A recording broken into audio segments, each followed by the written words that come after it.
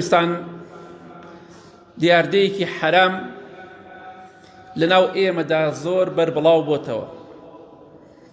بەداخەوە گەنجەکان و بەتەمەنەکان تووشی ئەم تاوانە دەبن ڕۆژانە. ئەویش خواردنی جگەرەیە، نێرگەلە، ڤەیپ کە ئێستا پەیا بۆ بە حساب ئەم ڤەیپە لە جگەرە باشترە. ئایا ئەمانە حەڵاڵن یا حەرامن؟ خوای گەورە میهرەبان لە قورئانی پیرۆزا دەفەرمێ وَيُحَرِّمُ عَلَيْهِمُ الْخَبَائِث، هەر شتێک پیس بێ خوا حرامی کردووە. جگەرە پیسە یا پیس نییە؟ زیان بەخشە یا زیان بەخش نییە؟ بێگومان هەر شتێک پیس بێ لە ئیسلامدا حرامە. لەوانە کەسێکی ئیمان زەعیف و بێعیلم بڵێ باشە خۆ لە قورئانە باسی جگەرە نەکراوە، بۆچی دەڵێ حرامە؟ منیش دەڵێم لە قورئانی پیرۆزا باسی مادە هۆشبەرەکان نەکراوە. بەچی بەڵگەیەک تۆ دەڵێی تلیاک و حەشیش و نازانم چی حرامە؟ نە لە قورئان باسراوە لە حەدیثە. باسی ئەم خواردنانەی ئەمڕۆ دەیخۆین زۆربەی باسی برنج لە قورئانە کراوە، لە حەدیثا کراوە. برنج حەڵاڵە؟ ئینسان ئەگەر تێگەشتوو بێ ئەو قسانە ناکە. خوای گەورە قاعیدەی داناوە هەر شتێک پاک بێ حەڵاڵە، هەر شتێک پیس بێ حرامە. ئیتر پێویست ناکە ناوی هەموو شتێ بوترێ. هەر درڕندەیەک گیانلەبەرێک کەڵبەی هەبێ گۆشتی حرامە، پێویست ناکە بە ناوی شێر و پڵنگ و فڵان بوترێ. تەواو ئەمە قاعیدەیە کە دانراوە. خوای گەورە شتی پیسی حرام کردووە. کەواتە ئاگادار بە باسی جگەرە نەکراوە، باسی تلیاکیش نەکراوە. هەردووکیان حرامن، بەڵام ناڵێم ئەو یەکوان تاوانەکەی. بەڵام ئاگاداری خۆمان بین. چۆن حەڵاڵ دەبێت جگەرەیەک، نێرگەلەیەک، ڤەیپێک کە سەبەبێکی ڕئیسیە بۆ نەخۆشی شێرپەنجە، نەخۆشی دڵ، نەخۆشی سیەکان، نەخۆشی خوێن، چۆن حەڵاڵ دەبێت نێرگەلەیەک کە دکتۆرەکان مەقسەی منە قسەی دکتۆرە چونکە ئیشی ئەوانە. دکتۆرەکان دەڵێن 40 دقە جگەر ئەگەر نێرگەلە بکێشی وەکو وایە 5 پاکەت 100 جگەرت خوارد بێت. واتە 40 دقە نێرگەلە کێشان زەرەر و زیانی 100 جگەرە خواردنی هەیە.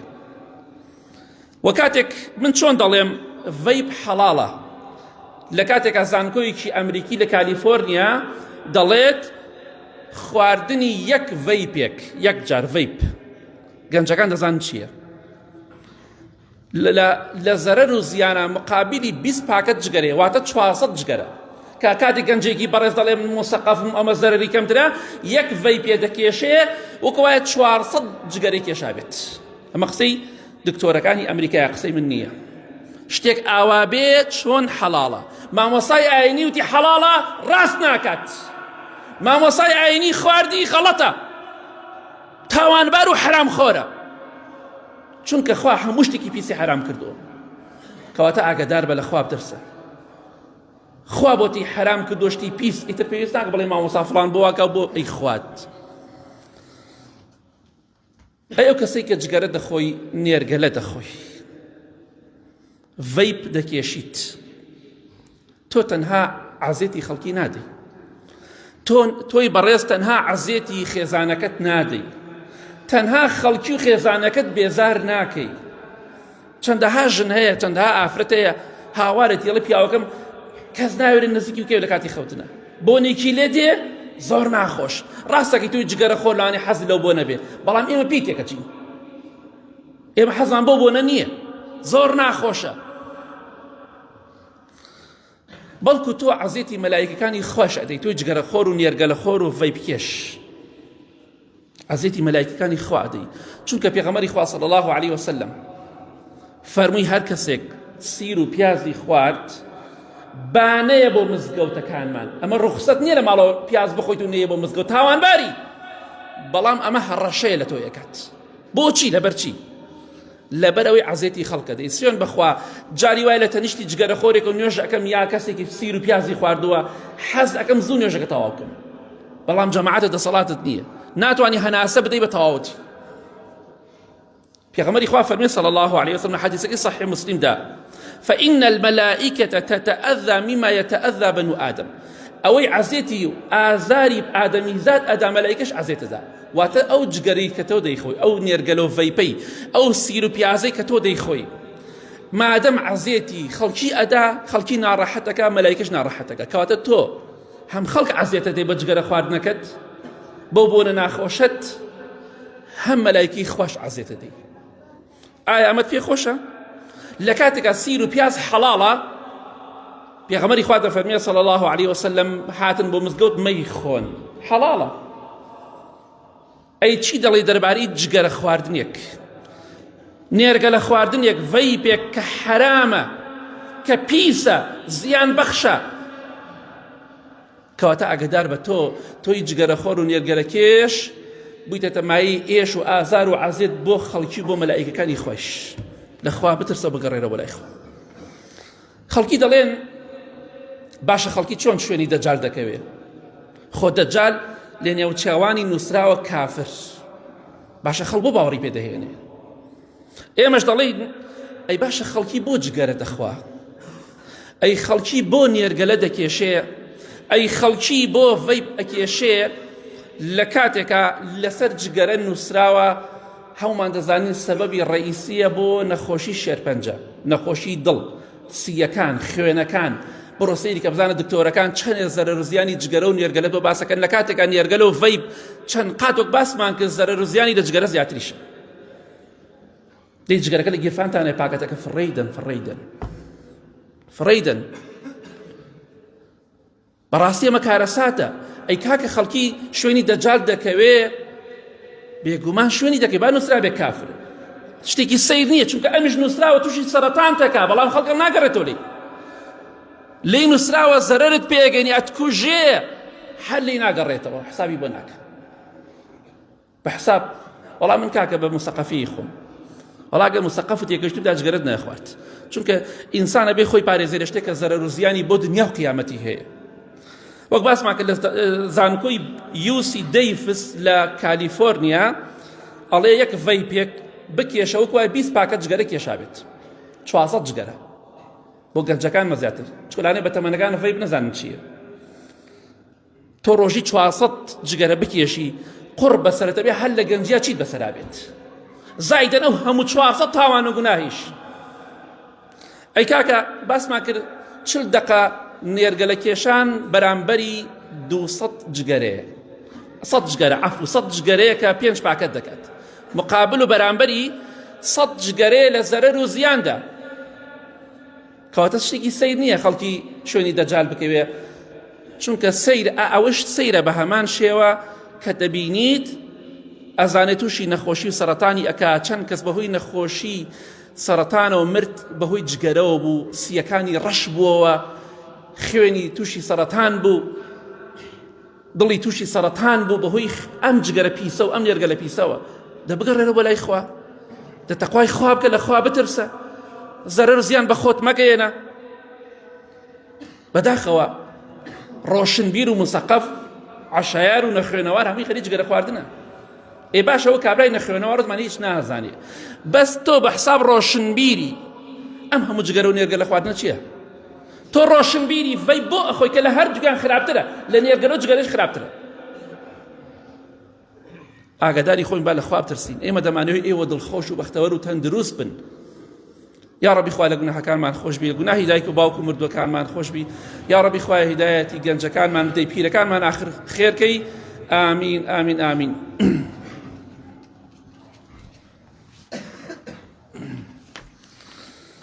الحمد لله والصلاة والسلام على رسول الله وعلى آله وصحبه ومن والاه أي كسي كجگەرە دەخۆی نێرگەلە دەخۆی دەیکێشی ڤەیپ دەکێشی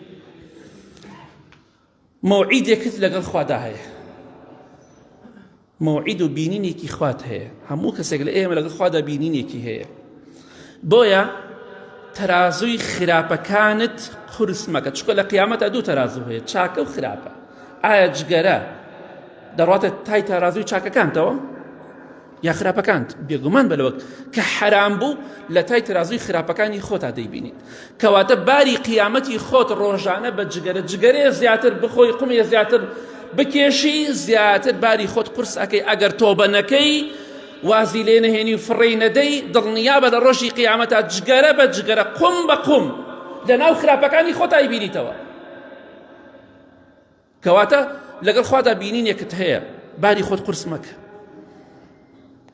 ڕۆژانە شەوانە جگەرە جگەرە جگەرە جگەرە نێرگەلە ڤەیپ دانیشن بە حساب مێشک مسافە بێ بەوە سافیەکەی بەوە مێشکی خۆت ئارام دەکەیتەوە کە تاوان و گوناه بکەی. خوا دەفەرمێ بە زیکر و یادی خوا بە قورئان خوێندن دڵەکان ئارام دەبنەوە، بەڵام تۆ دەتوێت بە جگەرە و ڤەیپ و نێرگەلە ئارامی کەیتەوە، چونکە لە دین تێنەگەشتوتە، چونکە لەزەت و لە ئیمانەکەت نەکردووە بۆیە بە دوای شتی حرام ئاگەڕی. بەخوا کاکە چێشتی چەوت بخۆی نابێ ئیلای بە جگەرێ بخۆی، ئەی ئێمە چێشتی چەوت دەخۆین جگەرێش ناخۆین و هیچ کێشەیەکشمان نییە. کاکە گیان مەسەلەکە ئەوەیە ئیمانە ضعیفە، مەسەلەکەوێ زاڵ نی بەسەر نەفسی خۆتا، پەیوەندی بە شتی ترەوە نییە، چەوری ئۆشتانەوە نییە. کەواتە ئاگادار بە وەڵڵاهی جگەرە خێر و چاکە و عیبادەت نییە، شەڕە. خوای گەورەش دەفەرمێ ومن يعمل مثقال ذرة شرا يره، ئەو کەسەی بەقەد مسقالە زەڕەیەک حتا بەقەد تۆوی خەردەلەیە شەڕ و خراپەی هەبێ دەیبینە لە قیامەتە. بەخوا ئەمەی تۆ لە مسقالە زەڕ دەرچۆ، چونکە هەر تووتنەکەی ناوی چەند مسقالە بێت، هەر تووتنەکەی ناوی هەر جگەرەیە بەقەد هەزارەها دەنک خەردەلە دەبێت، تۆوی خەردەلە ئەبێ، هەمووی لە قیامەتە بینیتەوە بەخوا. ئەمە شتەکان قورس ناکەم، خوا دەفەرمێ بەقەد تۆوی خەردەلەیە چاکە و خراپەت هەبێ لە قیامەت دەیبینیتەوە، ئێمە دەیهێنین. کەواتە ئاگاداری خۆت بە، لە خوا بترسە، لەگەڵ خوادا مەوعیدێکت هەیە تاوانەکانت زۆر مەکە و خراپەکانت زۆر مەکە بە جگەرە خواردن. کە مەڵێ کاکە ئەی چیکەم هەر جگەرەکەمانێ، کاکە جگەرەکەش بە قیامەتە زۆر خراپ، ڕۆژانە تۆ تاوان دەکەی باری خۆت قورسەکەی، ئەگەر تۆبەنەکەی لە قیامەتە جگەرە بە جگەرە تاوانەکەی دەبینی و چەندێ بارت قورس ئەکا و قوڕ ئەکا بەسەرتە. بەداخەوە سەحابەکانی پێغەمبەری خوا صلی الله علیه وسلم عارەقیان بەدەستەوە بوو، هەندێک سەحابە بە عارەقی پێ بوو، عارەقی خوارد، عارەقەکەی لە بەردەم خۆیاندا نابوو، هەبوو بەدەستیەوە بوو. خوای گەورە ئاەتی ناردە خوارەوە فەرمووی فەهەل ئەنتم منتەهون، ئایا واز عارەق ناهێنن واز بێنن؟ یەکسەر فڕیاندا فەرمی ئینتەهەینا یا ڕەب، ئەی پەروەردگار بەسەر چاو ئەو وازمان هێنا. هەمویان عارەقەکانیان ڕژان، ئەتەی وەکو غەرب بژیت، وەکو کافر و بێدینەکان بژیت بە کەیفی خۆت، خۆت سافیرەکەی خوشکی بەڕێزم، برای بەڕێزم بە کەیفی خۆت گوناه و تاوان بکەیت، ئەتەوێت لەگەڵ سەحابە حەشر کردی، بەخوا زۆر غەڵەتی زۆر بەهەڵاچووتە. ئینتەهەینا یا ڕەب، یەک ئاەتێکدا بەزێ خوارەوە ئەڵێ کۆڵانەکانی مەدینە هەمووی پڕ بوو لە عارەق، هەمووی ڕژا. ئایا تۆش بە وتارێک واز دەهێنی یا چیتە دەرەوە لە دەرگای حەوشەکە چیتە دەرەوە، دەرگای مزگەوتەکە جگەرەکە داگیرسێنی ناو سیارەکە جگەرە داگیرسێ بەرەو ماڵەڕۆی، یا واز دەهێنی یا دوای نانخواردنەکەی ئەم نیوەڕۆی جگەرە دەخۆی. ئاخر ئەوە سەحابە بوون بۆیە خوالیان ڕازی بوو، تەواو خوای گەڕ وازمان هێنا، عارەقیان نەخواردەوە جارێکی تر نیان و تازەی مە ئالوودە بینە بەخوا ناتوانین واز بێنین. دەی برای بەڕێزم تۆش فڕێیتە وەکو سەحابە، عارەقیان فڕێتە، تۆ جگەرە پیسەکەت فڕێتە، بیشکێنە فڕێتە، لەبەر خوا پاداشتێکی گەورەتە داتەوە، نەک دوایی وتارەکە دووبارە دەستکەیتەوە ئیشەکەی خۆت. خوایە خۆت شاید بەڕام گەیاند. چەندەها جارتر وتاری تایبەت باسی جگەرەم کردو، چونکە دیاردەیەکی زۆر ناشرین و خراپە ناو کۆمەڵگای ئێمەدا. لە بیرم دێ دوای پرۆسەکە وای لێ هاتبوو تۆ جگەرە خواردن بوو بۆ عیبەی، سەر دووبارە خەڵسەری تێکردوتەوە.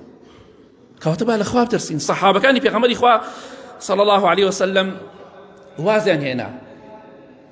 ئایا ئێمە واز دەهێنین وەکو ئەوان دەڵێن بەسەر چاو ئەی خوای پەروەردگار فەرمانە جێبەجێ دەکەین، یا دوای وتارەکە و دوای بیستنی ئەو شتانە وەکو خۆمان دەبین؟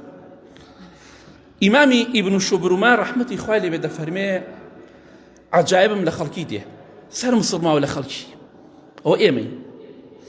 ئەفەرمێ خۆیان لە خواردن دەپارێزن، هەندێک خواردن بۆی تووشی دەرد نەبن. تەماشا دەکەی ئەڵێ وڵا شەکر ناخۆم کاکە، شەکر خراپە، شەکر ناخوا، چەوری ناخوا، ئەڵێ کاکە نان ناخۆم بە چێشتەوە با قەڵەو نەبم. تەماشا دەکەی خوێ و سوێری زۆر ناخوا، لە کاتێک ئەمانە هەمووی حەڵاڵە، بەڵام ڕۆژی پاکەتێ دوو پاکەت جگەرەی حرامە کێشێ. لەبەرچی جگەرە ئەکێشێ لەبەر ئەوەی بە حساب مرتاح بێ. ئەی کاکە گیان نازانی ئەو شەکرا، ئەو خوێیە، ئەو چەوریە، ئەو نانە وەڵڵا لە چاو جگەرە هیچ زەرەرێکی بۆ تۆ نییە. تۆ لە جیاتی ئەوەی ئەمانە ناخۆی جگەرە مەخۆ، نێرگەلە مەکێشە، ڤەیب مەکێشە، لەبەرەوەی تووشی دەرد نەبێ، تووشی نەخۆشی نەبێ، تووشی جەڵدە نەبێ، تووشی شەکرە نەبێ، تووشی زەخت نەبێ، تەماشا دەکەی واز لەم خواردنە حەڵاڵە دەهێنێ، شەکر ناخوا و شیرین ناخوا چی ناخوا. ئەمە عەجایبە خەڵکی واز لە شتێکی حەڵاڵ دەهێنێ لەبەرەوەی تووشی دەرد و نەخۆشی نەبێ. بەڵام وەلا یەحتەمونە منە الذنوب مەخافەتە النار، بەڵام ئامادەنین واز لە گوناه و تاوان بێن لە ترسی ئاگر، لە ترسی نەخۆشی و جەڵدە و زەخت و شەکرە کۆمەڵی خواردنێ نایخوا، لە ترسی وی قەڵەو نەبێ کۆمەڵی خواردنێ نایخوا، بەڵام لە ترسی ئاگر ئامادەنیە واز لە کۆمەڵی گوناه و تاوان بێنێ. ئەمە کارە ساتە، ئەمە جێگەی سەر سوڕمانە. ئەوە ئێمەین، زۆربەی ئێمەین. لە کۆتاییدا دەڵێم ئەی ئەو کەسانی کە مارکێت و دوکاندان هەیە،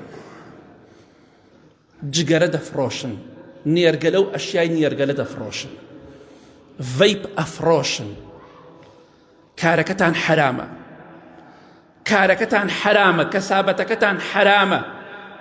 پێغەمبەری خوا صلی الله علیه وسلم لە حەدیثێکی صحیح جامع صغیرە دەفەرمێ إن الله إذا حرم شيئا حرم ثمنه. خوا هەر شتێک حرام بکە پارەکەیشی حرام دەکات. بەخوا جگەرە حرامە، چونکە پیسە، پیسە. کەواتە ئاگادار بە هەموو شتێکی پیس لە ئیسلامدا حرام کراوە. کەواتە تۆش کەسابەتەکەت حرام مەکە، چونکە ئەو کەسەی حرام خۆر بێ بە حەدیثە هەڕەشەی لێ کراوە ناڕواتە بەهەشتەوە دەڕواتە جەهەنەمەوە. کەواتە تۆش واز بێنە مارکێتت هەیە، جگەرت ئەفرۆشی، نێرگەلە ئەفرۆشی، ئەشیا نێرگەلە و ڤەیپ ئەفرۆشی، وازی لێ بهێنە و کەسابەتەکەت حرام مەکە، بۆ بخوزاوە خۆت قوڕ مەکە بەسەر خۆتا، خۆت گوناهبار مەکە، لە خوا بترسە و تەقوای خوا بکە، واز لەو کەسابەتە حرامە بهێنە، لە مارکێتەکەتا واز لە جگەرە بێنە، جگەرە مەفرۆشە، چونکە وەڵڵاهی چەند کەس ئێمە چەندها ئایەت و حەدیثمان هەیە، هەر کەسێ سەبەبی گوناه و تاوانێک بێ بەقەت ئەو هەموو خەڵکە گوناه و تاوانی بۆ نووسری. وەڵڵاهی سوێنە خۆم بەپێی قورئان و حەدیث هەر چەندێک کەس بەهۆی دوکانەکەی تۆ جگەرە بکێشێ، تۆ بەقەت هەر هەمویان گوناهبار دەبیت. ئیتر ماڵێ من نەیفرۆشم خەڵکی فرۆشم، نەخۆم چێ من خۆم لە جەهەنەم پارێزم، کەسی حەزیرەیە کەیفی خۆیەتی، من خۆم پارێزم، من خۆم لە حرامە پارێزم، حەقم چێ خەڵکیەکە نایکە. وەڵا نەیفرۆشم بازاڕم نابێ، ئێ بازارێک بە حرام بێ یەخوا هەر نەبێ. ئیمامی یونسی کوڕی عوبەیدە والله ئەعلەم، یەکێ لە زانەکانی تابعینە، قسەی زۆر بە قوتەکە، ئەڵێ لە سەردەمی سەحابە و تابعین نەک ئێستا، ئەڵێ بەخوا ئەگەر ماڵێک سفرەیەک دا بخەن و نانێک لەسەر سفرەکە بێ، نانێکی حەڵاڵ بێ، حرامی تێدا نەبێ، بەخوا ماڵێکی خەریبن.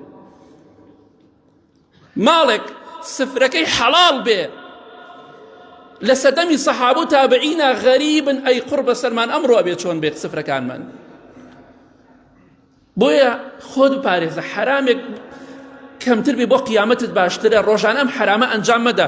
خوایە خۆت شاید بەڕام گەیاند، خوایە خۆت شاید بەڕام گەیان، خوایە خۆت شاید بەڕام گەیان. اللهم اغفر للمؤمنين والمؤمنات والمسلمين والمسلمات الأحياء منه والأموات من أهل السنة والجماعة والجماعات. يا ربي خوايا شفاء نخوش كان من بدي بتايبتي أواني داوي دعاء خير عن كدو. يا ربي خوايا هيمني وآرامي ولات من بباريزي خوايا جان أو كساني نخوش وداما ونشفاء بدي خوايا جان أو كساني كيشو مشكلة بيان حلك يا رب العالمين. آخر من بخير بجري جيان من خوشكي باراني برحمة من زيادة وبارين يا رب العالمين. آمين آمين آمين. وصلى الله على محمد وآله وصحبه أجمعين. خۆشەویستان دووشتان بە کورتی پێڵێم